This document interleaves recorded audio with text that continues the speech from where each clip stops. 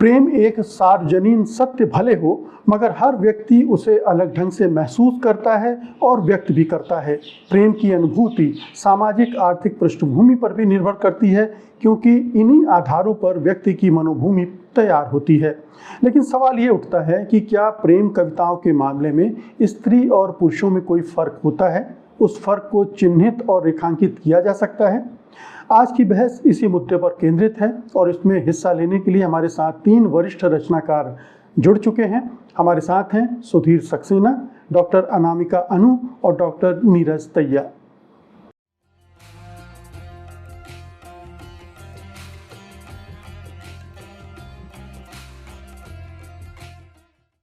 कार्यक्रम में आप सबका स्वागत है।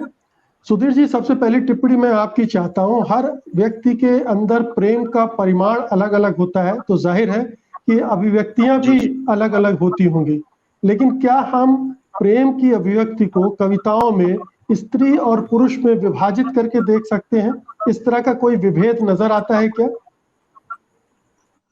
देखिए, कविता या साहित्य की किसी भी विधा को स्त्री और पुरुष के लैंगिक विभाजन के स्तर पर देखा नहीं जाना चाहिए, क्योंकि कविता कविता ही होती है अंततः।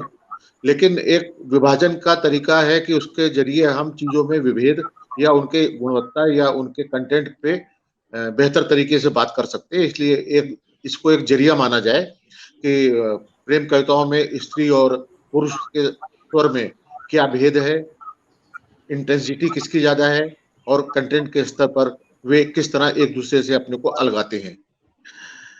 देखिए, कविता में जैसे कि मोना गुलाटी या मणिका मोहिनी का स्वर आया, तो 8वें दशक की बात करें, जबकि कविता में लीलाधर जगूड़ी, धूमिल, राजेश जोशी, नरेन जैन, वेणुगोपाल तमाम कवि उभर के आए थे। तब हिंदी की प्रेम कविता की धारा जिसे हम कहें, उसमें कोई बहुत सशक्त स्त्री स्वर याद नहीं पड़ता है। उसके बाद के दशक में कात्यायनी और अनामिका जैसी कवित्री आई, और लेकिन आज हम समकाल की बात करें तो प्रेम कविता के परिदृश्य में कवित्रियों की उपस्थिति, संख्या और स्वर और विविधता तीनों दृष्टियों से पुरुषों से कहीं अधिक, कहीं बेहतर और कहीं अधिक स्वागतीय है।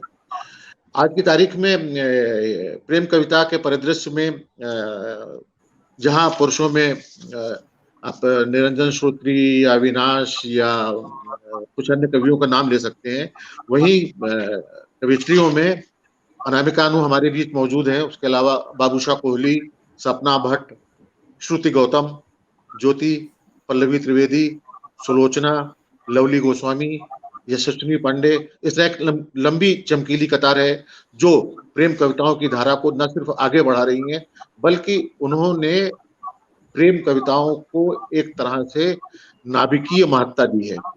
और जबलपुर की बाबूशाह कोहली ने तो प्रेम कविता के क्षेत्र में एक लंबी कविता भी लिखी है, ब्रेक अप, जिसकी ज्यादा काफी चर्चा हुई है। इस तरह की बहुत सारी कविताएं हैं।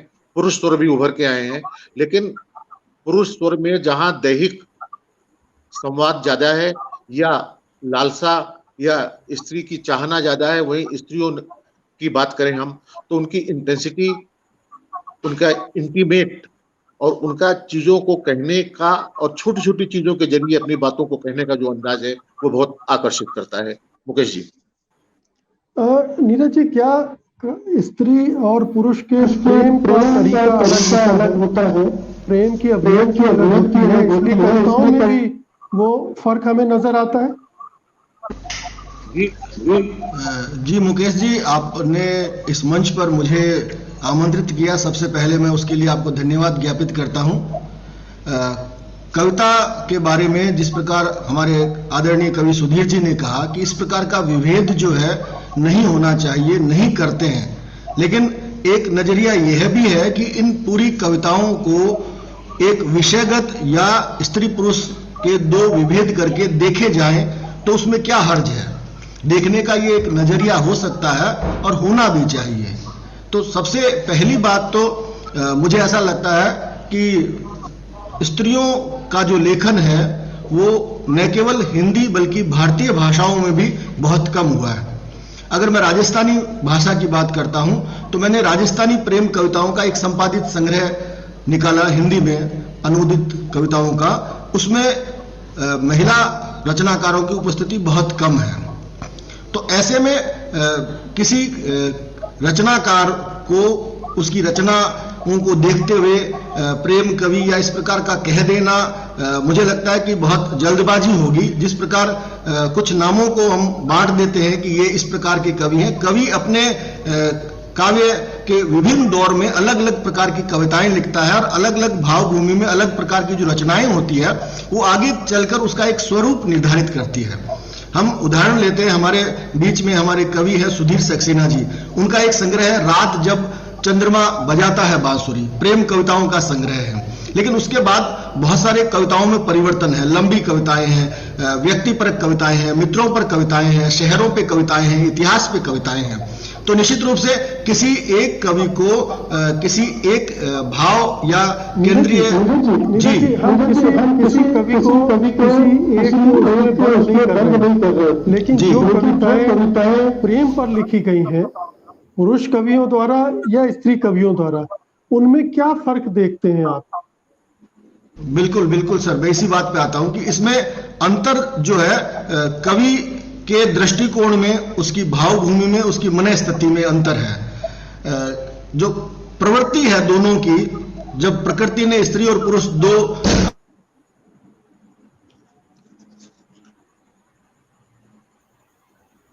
मुझे लगता है नीरज जी के कनेक्शन में थोड़ा प्रॉब्लम है।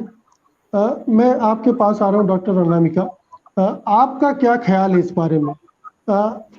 पिछले एक दशक में स्त्री कविता बहुत तेजी से उभरी है, उसमें स्त्रियों की शिरकत बहुत बढ़ी है और कविताओं के बहुत सारे पक्ष भी खुलकर आए हैं।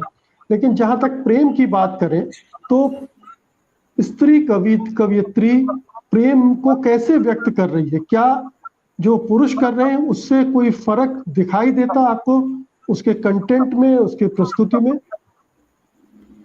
जी, स्त्री और पुरुष की प्रेम कविताओं में अंतर तो दिखाई पड़ता है। पुरुष की प्रेम कविताओं में स्त्री देह का निवेश जितना हुआ है, स्त्री की प्रेम कविताओं में पुरुष देह का वह निवेश नहीं है। स्त्री इसको इस तरह से हम समझ सकते हैं कि एक ही इकोसिस्टम में दो लोगों को के साथ दो अलग तरह के बर्ताव अगर किए जाएं, इनपुट अलग तरह का दिया जाए तो प्रोसेसिंग के बाद आउटपुट भी अलग होगा। तो जिस तरह से एक इकोसिस्टम ने दो लोगों के साथ दो भिन्न व्यवहार किए हैं, तो उसके आउटपुट में निकली चीज़ों में ये सूक्ष्म आवृत्तियों के साथ दिखती हैं।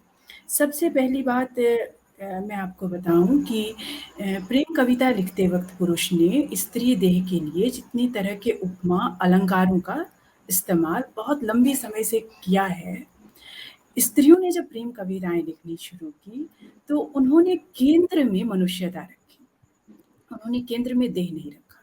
जब वह प्रेम की अभिव्यक्ति कर रही है तो उसमें यथार्थ के पुटाएं। इससे क्या हुआ कि इनकी प्रेम कविताओं में लैंगिक स्वर भी उभर कर आए। ये विमर्श की कविताएं कहलाने लगी, जबकि ये यथार्थ की कविताएं थी और प्रेम को महसूसने समझने की उनकी अपनी दार्शनिक और वैचारिकी से उभर कर आई थी। तो केंद्र बदल जाने से कविता के अवयव बदलते हैं और उनकी प्रखरता में, जो पुरुष की कविताओं में जो प्रखर स्वर था, जो केंद्र में उनका जो विषय था वो प्रखर हुआ, और स्त्रियों में मनुष्यता थी केंद्र में, देह नहीं था। प्रेम के क्रम में देह स्वतः आया। उनकी भी प्रेम कविताओं में उसका आविर्भाव होता है, लेकिन चूंकि केंद्र में मनुष्यता है और करुणा और सहिष्णुता है तो एक नया आयाम जरूर खुलता है उनकी कविता। जी, तो सुधीर जी, हम लोग पहले जो पुराने कवि रहे हैं उनकी कविताओं में अक्सर हम नक्शिक वर्णन पाते रहे हैं। स्त्रियों की देह पर उनकी दृष्टि ज्यादा रही है, उसके मन को टटोलने की कोशिश उसमें नहीं रही है।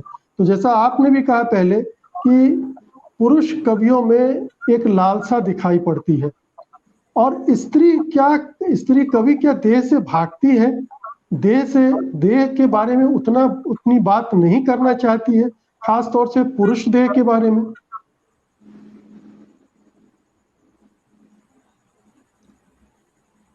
जी जी, क्या आपसे मुकेश सवाल जी है। आप मुझसे? जी जी जी जी देखिए, मैंने जैसा कि पहले कहा, पुरुष कवियों की कविताओं में स्त्री देह प्रायः, सर्वत्र नहीं प्रायः, केंद्र में रही है और उन्होंने दैहिक विमर्श ज्यादा किया है। देह से मुक्ति वहां कम है बनिस्बत कवित्रियों के। मैं 2-3 उदाहरण आपको देना चाहूंगा। जैसे कि मैंने बबूशा कोहली का उल्लेख किया, उनकी कविता का एक टुकड़ा मैं पेश कर रहा हूं। हम हर जगह पहुंच जाना चाहते हैं कि जैसे तीर्थ पर निकले हों, छूट न जाए कोई दे, इश्क रूठ न जाए, हर मंदिर का पंचामृत चखना चाहते हैं, हर गुरुद्वारे पर मत्था टेकना चाहते हैं। या फिर एक कविता की पंक्तियां हैं, उसकी कमीज से प्रेम करती रही मैं, उसकी कमीज से प्रेम करती रही मैं, पसीने की तरह उसकी देह से फूटती हुई। ये बबूशा की पंक्तियां हैं। या वो एक कहती हैं, जी मैं उसके अजन्मे बच्चे से प्रेम करती रही, मैं उसके अजन्मे बच्चे से प्रेम करती रही। तो ये जो प्रेम की इंटेंसिटी है, ये जो उद्दाम उसमें गहराई है, ये है। इसी के बरक्स आप देखिए, मैं विमल कुमार की और एक दो बहुत छोटी छोटी पंक्तियां कोट करना चाहूंगा। विमल कुमार बहुत प्रेमाकुल कवि हैं।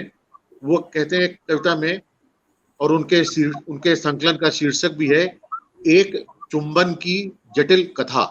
ये विमल कुमार के कविता संकलन का शीर्षक है। तो कविता है, हर किसी को दरकार है अपने जीवन में एक चुंबन की, हर किसी को दरकार है अपने जीवन में एक चुंबन की, पर सबको मिलता कहाँ है ये क्षण। अब एक इसके आगे अरुण देव ने बड़ी खूबसूरत प्रेम कविताएं लिखी हैं। तो अरुण देव कहते हैं, अगर खोट हो मेरे प्रेम में तो कट जाए मेरी जीभ, अगर खोट हो जी मेरे प्रेम में तो कट जाए मेरी जीभ। और यही अरुण देव कहते हैं, अगर मैं गिरा तो प्रेम में गिरा, अगर मैं गिरा तो प्रेम में गिरा, झुका तो सामने प्रेम खड़ा था, अगर मैं नालायक था तो इसलिए कि प्रेम के लायक बन सकूं, अगर मैं नालायक था तो इसलिए कि प्रेम के लायक बन सकूं। तो ये जो फर्क है स्त्री कवियों और पुरुष कवियों के कहन में, जैसे कि ज्योति कहती हैं, जितना बांधा गया उतना खुला, मन एक पुरुष का अहम था कुछ और न था, जितना बांधा गया उतना खुला, मन एक पुरुष का अहम था कुछ और न था, अभिसार की वेला तुम्हारे मुख से आई, मेरे मुख में जी भाषा ऐसी थी जैसे मिस्री की डली। जी या सुधीर जी, सुधीर जी, तो इन कविताओं जो के कहन आधार पर आपने कैसे कैसे फर्क किया है कि जो पुरुष कवि हैं वो क्या लिख रहे हैं, उनके मन में क्या है, जो इस कवियत्री हैं उनके मन में क्या है, वो क्या लिख रही हैं? देखिए, मैंने कहा ना कि पुरुष कवियों की कविताओं में जो उन्होंने प्रेम कविताएं लिखी हैं उसमें लैंगिक विमर्श ज्यादा है, स्त्री की देह की चाह ज्यादा है, जबकि स्त्रियों में देह से मुक्त होकर वो प्रेम की भावनाओं और उद्दाम आयोग को व्यक्त करती है। बहुत मोटे तौर पे जो फर्क है, जो मुझे नजर आता है, जी हो सकता है कि अनु जी या अन्य उससे सहमत हो या असहमत हो। जी, नीरज जी, क्या आपको लगता है कि पुरुष तो खैर लगातार देह की बात करता रहा स्त्री में, लेकिन स्त्री दूसरी परिस्थितियों से निकली है और हमारे समाज का जो ढांचा है उसमें अगर स्त्री देह की बात करने लगे तो उसमें तमाम तरह के लांछन भी लगने लगे। तो क्या स्त्री कवियत्री आमतौर पर देह की बात नहीं करती है, मन की बात करती है और प्रेम की उन आध्यात्मिकता की तरफ ज्यादा उनका रुझान होता है?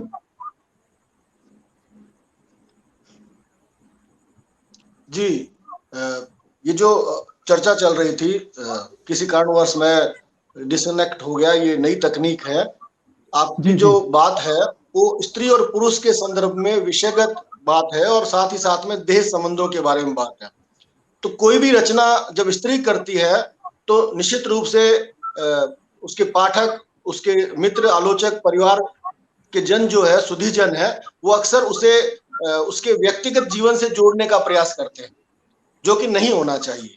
आप जो संकेत कर रहे हैं वो सीधा सीधा संकेत ये मिलता है, लेकिन मूल बात जो है प्रेम की है। तो प्रेम जो है कितने लंबे समय से जो हमारी भारतीय कविता यात्रा है, हिंदी कविता में आदिकाल, मध्यकाल, भक्तिकाल, जितने भी समय दौर रहे कविता के, उसमें प्रेम कहीं न कहीं रहा, केंद्रीय भूमिका के रूप में रहा, उसका स्वरूप बदलता गया। अब आज जो प्रेम लिखा जा रहा है, जो व्यंजित हो रहा है, उसमें नया क्या है? वो नया अनुभव और अनुभूति है। भले वो स्त्री लिखे या पुरुष लिखे, दोनों के लिखने में जो अनुभूति है, वो अनुभूति की सघनता किसी पाठक को, किसी आलोचक को वो तभी महसूस हो सकती है, तभी जान सकता है जब वो उस अनुभूति से गुजरे। तो निश्चित रूप से प्रेम कविता में सबसे सबल पक्ष ये है कि किसी कविता को पढ़कर, भले वो स्त्री की हो, पुरुष की हो, इस प्रकार का जो नजरिया है, आपने इस नई चर्चा को आरंभ किया, निश्चित रूप से इस प्रकार का बहुत सैद्धांतिक या बहुत गूढ़ दृष्टिकोण विकसित नहीं हुआ है। इस प्रकार इन चीजों को देखा नहीं गया है। ये देखने का नजरिया नया है और ये होना चाहिए। तो इन दोनों में जो मूल रूप से अंतर, अगर हम कविता के रूप में बात करेंगे तो इस विभेद को हटाकर बात करेंगे, और विभेद को जब रखकर बात करेंगे तो निश्चित रूप से तुलनाएं रहेंगी। उन तुलनाओं में जो कुछ बातें हमारे सुधीर सर ने इंगित की वो भी है, उसके साथ में ये जो सूक्ष्मता की बात है, सघनता की बात है, वो दोनों ही पक्षों में दिखाई देती है। लेकिन मुझे ऐसा लगता है कि स्त्री की कविता जो है, इसे अन्यथा न लिया जाए कि जो हमारे बहुत बड़े वर्ग में पुरुष जो कवि हैं उनका अध्ययन ज्यादा बेहतर है। तो अगर किसी कवि का अध्ययन, चिंतन, मनन गहरा है जी, कुछ संकेत आएंगे। यदि मानवीयकरण के अंतर्गत हम कविता को लेते हैं। जी जी, अनामिका जी से मैं जानना चाहता था, अभी नीरज जी ने स्त्री अनुभूति और पुरुष अनुभूति की बात की, तो स्त्री अनुभूति और पुरुष अनुभूतियां तो अलग अलग होती हैं। हमारे समाज का जो ढांचा है, दोनों के अपने अनुभव अलग हैं, दोनों के अपने प्यार पाने और प्यार करने के भी अनुभव अलग हैं। तो वो तो कविता में अलग अलग तरह से आएंगे ही। और क्या हमको इस अलग पने को भी देखना नहीं चाहिए जब हम कविताओं को देखते हैं? तो देखिए, समय के साथ कविताएं बदलती हैं तो स्त्री की अनुभूतियां भी बदलती हैं, जैसे पुरुषों की अनुभूतियां बदलती हैं।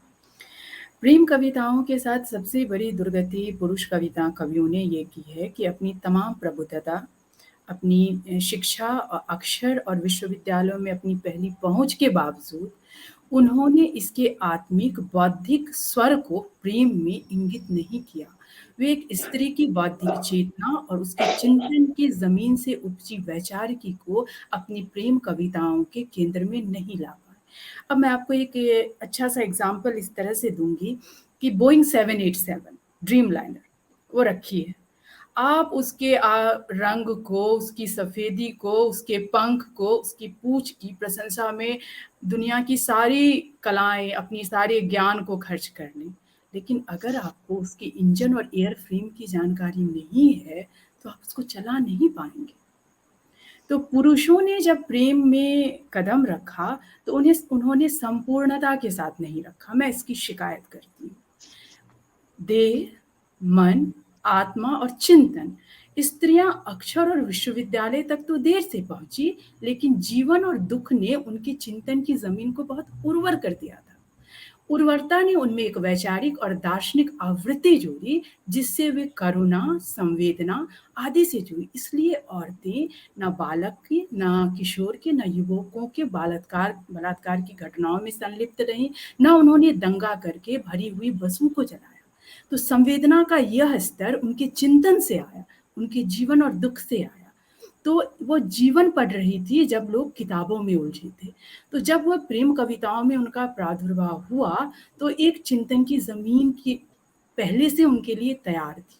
तो हम जब प्रेम कविताएँ लिखते हैं, तो वह देह तक भी जाती है, लेकिन आत्मा और चिंतन के स्वर से होती हुई यह एक स्वतः स्फूर्त और बहुत नेचुरल तरीके, ऑर्गेनिक तरीके से होता है। लेकिन पुरुष, जब स्त्री किसी पुरुष से मिलती है तो उसके मनुष्य होने की संभावना से मिल रही होती है, लेकिन जब पुरुष किसी स्त्री से मिलता है तो वो उसके रंग, उसकी काया से भी परिचय कर रहा होता है। अगर ऐसा ना होता तो इतने साल से शिक्षा का और विश्वविद्यालय ज्ञान और किताबों की अनुभूतियों के बावजूद आज भी पारंपरिक विवाह में स्त्रियों की तस्वीरें नहीं भेजी जाती और लड़कियों को देखकर छांटा या उनका चयन नहीं किया जाता, जबकि विवाह का आधार प्रेम होना चाहिए। तो प्रेम की जो सबसे बड़ी संस्था थी, उसमें आपने देह को प्राथमिकता दी। तो ये कवि लेखक इसी समाज से आते हैं। तो जब ये प्रेम की अनुभूति लिखते हैं तो आपकी आंखों पर, आपके बालों पर, आपकी हाइट पर, आपकी उम्र पर चर्चा होती है और इनके बनाए प्रतिमानों पर दुनिया भर का व्यापार चलता है स्त्रियों को उस तरह से देखने, समझने और उस तरह से बनने के लिए। जबकि अगर इन प्रतिमानों को रैशनल कर दिया जाए और पुरुषों को इस कसौटी पर आंका जाए तो उनमें से ज्यादातर पुरुष तब तो प्रेम करने के योग्य ही नहीं रहेंगे। तो इस विमर्श में दोहरी चालाकी चली है। इन प्रेम कविताओं में विद्वता का ठेका लेकर या अपने को प्रबुद्ध बताकर आप प्रेम कविताओं में, ये हमारा अनुभव है जब हम लिख रही होती हैं, आप पर काया प्रवेश करते हैं। तो विनम्रता से इसे स्वीकारिए कि स्त्रियां जब अपनी अनुभूतियां लिखेंगी प्रेम में तो वो उतनी ही यथार्थपूर्ण होगी जब एक पुरुष के तौर पर अपनी अनुभूतियां लिखती हैं। हम आप पे विश्वास करते हैं, जब हम लिख रहे हों तो हमारी अनुभूतियों को भी उसी तरह से लिया जाए। जी सुधीर जी, एक चुनौती दे दी है डॉक्टर अनामिका ने कि जो पुरुष साहित्यकार हैं, लेखक हैं, कविवर्ग है, वो स्त्री कविताओं को दरअसल और स्त्री कविताओं के प्रेम को भी नहीं समझ पा रहा। स्त्री को ये हमेशा शिकायत रही कि पुरुष उसके प्रेम को समझ नहीं पाते हैं। तो कविताओं में जो प्रेम आ रहा है उसको भी क्या हमारे पुरुष कवि समझ नहीं पा रहे हैं? वो अपनी विद्वत्ता के पैमाने पर ही प्रेम कविताओं को भी आंकना चाहते हैं। वो उसी तरह से अपनी प्रेम कविताओं को रचते भी रहे हैं, उसमें वो प्रेम, करुणा, संवेदना उस पैमाने पर नहीं है जैसा कि स्त्री की प्रेम कविता में होती है। देखिए, अनामिका जी ने बहुत सही बात की ओर संकेत किया है, उसको जो उन्होंने रेखांकित किया है। स्त्रियों के प्रति पुरुषों का जो नजरिया परंपरागत तौर पर रहा है सदियों का, वही नजरिया कहीं ना कहीं सारी प्रबुद्धता, सारी जागरूकता, सारी प्रगतिशीलता, सारी आधुनिकता के बावजूद उनकी कविताओं में कहीं ना कहीं व्यक्त होता है। स्त्री को जो दोयम दर्जे का अधिकार दिया गया है, या स्त्री की इयत्ता या अस्मिता या उसका व्यक्तित्व जिस तरह से सेक्स में या देह में या योनि में सिमट गया है, उसकी अनुगूंज या उसके अक्ष या उसका कहीं ना कहीं स्वर पुरुषों की कविताओं में आता है और पुरुष उससे बच नहीं पाते। मैं प्रायः बात कर रहा हूँ, सबके ऊपर लागू नहीं कर रहा हूँ, अपवाद भी हैं और कविताएं अच्छी या बुरी, चाहे वो प्रेम कविता हो या अन्य कविताएं हो, लिखी जा रही हैं। लेकिन स्त्रियों का प्रेम और पुरुष का प्रेम, जैसा कि लगातार कहा जाता रहा है, भिन्नता लिए हुए है। पुरुष का स्त्री को देखने का नजरिया देह से शुरू होता है, जबकि स्त्री के साथ ऐसा नहीं है। स्त्री प्रेम में गहरे डूबती है, देह से मुक्त होकर वो प्रेम की बात करती है। जैसे मैं इधर कुछ कविताएं जो उभर के आई हैं, जैसे मैं एक बहुत छोटी सी कविता ज्योति शोभा की कोट करना चाहूंगा। कृष्ण पक्ष की अर्धरात्रि गंगा किनारे तुम्हारी कथा सुनती हूँ। कृष्ण पक्ष की अर्धरात्रि गंगा किनारे तुम्हारी कथा सुनती हूँ। चिबुक मेरा तुम्हारे घुटनों पर है, चिबुक मेरा तुम्हारे घुटनों पर है और दृष्टि अंतरिक्ष के मेघ पर। चिबुक का घुटनों पर होना और दृष्टि का मेघ पर होना, जबकि अन्य एक हमारे हमने अरुण देव का जिक्र किया था, उनकी कविता कभी है, तुम्हारी नदी में डूबता हूं। अब इसको आप किस नजरिए से देखेंगे ये आप ही तय करें। जी तुम्हारी नदी में डूबता हूं मैं सांझ की तरह, और एक अन्य कविता जिसका शीर्षक है अभिसार, वो कहते हैं एक भौरे की इच्छा है कि वो रहे तुम्हारी पंखुड़ियों में। एक भौरे की इच्छा है कि वो रहे तुम्हारी पंखुड़ियों में शव होने तक। तो जो देह की बात है, जो स्त्री के प्रति नजरिया है, वो हमारी कविताओं में, पुरुषों की कविताओं में आता है। और इस परंपरा से, इस मानसिकता से, इस माइंड सेट से, इस साइक से उबर कर ही पुरुष कवि भविष्य में और बेहतर और सशक्त और संप्रेषणीय कविताएं लिख सकेंगे। लेकिन उससे तत्काल मुक्त होना बड़ा मुश्किल है। यही वजह है कि पुरुषों की प्रेम कविताओं में स्त्री देह बार बार चाहे अनचाहे उभरती है और पुरुष कवि उससे मुक्त नहीं हो पा रहे। जी नीरज जी, अंत में जी, ओके। आपकी एक छोटी सी टिप्पणी मैं चाहता हूँ कि जी। जो स्त्री कविता और प्रेम की स्त्री कविता और पुरुष कविता में जो फर्क अभी इस बातचीत से उभर कर सामने आया है, देह का और मन का, विद्वत्ता का और करुणा और संवेदना का, ये एक खास तरह से रेखा खींच रहा है दोनों के बीच में। क्या ये रेखा सही है? हो सकता है कि दोनों तरफ कुछ कवि कवियत्री रेखा को लांघते हो, लेकिन मोटे तौर पर यही विभाजन है। देखिए जी रेखा बहुत है। हाँ बोलिए नीरज जी, बोलिए। नीरज जी से जी जी जी असल में प्रेम इस सृष्टि की एक अद्भुत घटना है। वो घटित होती है, उसे घटाया नहीं जा सकता है। ये सायास घटित होती है। अगर वो सायास नहीं है तो आकर्षण है, प्रेम नहीं है। प्रेम के अलावा कुछ और शब्द हो सकता है। तो जो प्रेम घटित होता है वो अद्भुत होता है, अलौकिक होता है। इसी प्रकार जो कविता की रचना होती है वो भी इसी इर्द गिर्द होती है कि वो अपने आप होती है, सायास घटित होती है। कोई प्रेम कविता लिखने के बहाने प्रेम कविता नहीं लिखता है। तो निश्चित रूप से स्त्री है या पुरुष है, दोनों के मन में जो प्रेम जागृत होता है, जिसे हम असल प्रेम कहते हैं, वो अलौकिक घटना है और कविता रचना भी अलौकिक घटना है। इस प्रकार की जो सीमाएं हैं, इस प्रकार के जो बंधन हैं, जो इस चर्चा से बिंदु उभर कर आए हैं, उन पर भी हमें गौर करना चाहिए। कुछ हद तक ऐसी मान्यताएं, बातें हैं। मैं आपको स्मरण कराना चाहता हूं कामायनी का उदाहरण। उसमें हृदय और मस्तिष्क के समन्वय की बात की गई है। तो जब वहां भी 3 प्रकार के कोण लेकर प्रसाद जी ने बहुत सुंदर रचना की, उस रचना से भी इस प्रेम को परिभाषित किया जा सकता है। तो कुछ प्रेम जो है वो दिमाग का होता है, कुछ मन का, हृदय का होता है। तो जो हृदय का प्रेम है, जो स्थायी प्रेम है, जहां गणित नहीं है, वही प्रेम है। अगर गणित स्त्री की तरफ से है या पुरुष की तरफ से है तो वो दोनों ही तरफ से हो सकता है गणित। तो जहां गणित नहीं है प्रेम में, वो प्रेम सच्चा है। मैं इसको इस रूप में लेता हूं। जी अंत में अनामिका जी, मैं आपके पास आऊंगा, लेकिन मुझे लगता है जो अभी नीरज जी ने कहा कि प्रेम घटित होता है, ये पुरुषों की दुनिया में बार बार घटित होता रहता है, क्योंकि पुरुषों के आकर्षण का कोई लिमिटेशन नहीं है। वो लगातार नए नए प्रेम की तलाश में रहता है। तो ये जो प्रवृत्ति है पुरुष की और महिलाओं की जो प्रवृत्ति है, जिसमें वो इस तरह से नहीं प्रेम करती रहती है जो बार बार उस जीवन, ये फर्क भी है क्या? देखिए, मैं एक बात यहाँ साफ कर देना चाहती हूँ कि जहाँ कुछ लोग लिंग के मामले में हाइपर सेंसिटिव होते हैं, उनको आप प्रेम कविताएं दे दें, विमर्श की कविताएं दे दें या किसी भी तरह की कविताएं दे दें, उसमें वो रचनाकार के जेंडर अप्रोच को ढूंढ ही लेते हैं और जेंडर डिस्कोर्स की संभावनाओं को खोज ही लेते हैं। लेकिन कुछ लोगों में ये लैंगिक दीवार जो है वो लगभग उनकी वैचारिकी और व्यवहार में ढह चुकी होती है। तो वो जब किसी कविता को पढ़ रहे या लिख रहे होते हैं प्रेम कविताओं को, तो उसके केंद्र में मनुष्यता और करुणा होती ही होती है। और यह बहुत सी स्त्रियों में और बहुत से पुरुषों की कविताओं में ये उभर कर सामने आती है। उन्हीं कविताओं को मैं अच्छा मानती हूँ।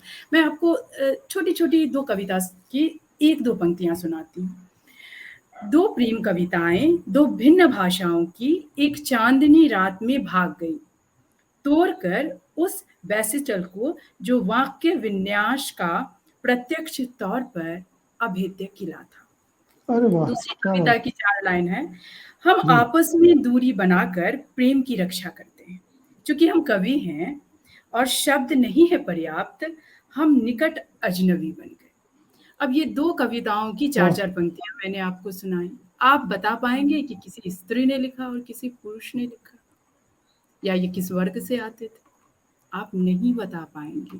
यही एक विमर्श और एक चिंतन और एक वैचारिक ही जब आप में विकसित हो जाती है एक कवि के तौर पर, एक रचनाकार, एक कलाकार के तौर पर, तो उसमें लैंगिक विभेद इंगित कर पाना मुश्किल हो जाता है। और ऐसे समाज की कल्पना के कारण ही पूरा का पूरा बुद्धिजीवी वर्ग पठन-पाठन, लेखन और तरह-तरह की गतिविधियों से जुड़ा है। यही एक सपना है जिसको साकार करने की ओर कविता भी कदम बढ़ा रही है। तो ऐसे जी। पुरुष और स्त्री हैं जिनकी कविताओं में आप लैंगिक विभेद कर पाने में अक्षम हो जाएँगे। तो जी। इसमें अपवाद नियम नहीं बनाते। और जो अभी रवायत है मेरे वक्तव्य उसी बात की चर्चा कर रहे थे। और पुरुषों और स्त्रियों के संदर्भ में जो समर्पण स्त्रियों के समर्पण और एक निष्ठता की जो चर्चा होती आई है, तो उसमें जब किसी नियम की स्थापना होती है तो उसका टूटना तय होता है। और यह पुरुषों के संदर्भ में बिल्कुल विपरीत हो जाती है। तो इस नियम की तो कोई प्रासंगिकता और अब बची है नहीं। लेकिन हाँ, स्त्रियाँ देह के लिए प्रेम नहीं करती, उन्हें प्रेम होता है और उस क्रम में संपूर्णता के क्रम में बाकी की चीज़ें आती जाती हैं। और जिस पुरुष को बार-बार प्रेम होता है और बार-बार देह की आवश्यकता होती है, उसके लिए एक शब्द हिंदी में कामांध है। वो स्त्री के लिए भी हो सकता है और पुरुषों के लिए। उसकी तुलना आप प्रेम से या प्रेम कविताओं से आप नहीं कर सकते। प्रेम जी। अलग चीज़ है और देह की इच्छा अलग चीज़ है। और दोनों का सम्मान है। दोनों में लड़कियों के भी कहन, उनकी भी इच्छाओं का सम्मान होना चाहिए, पुरुष के भी कहन और इच्छाओं का सम्मान होना चाहिए।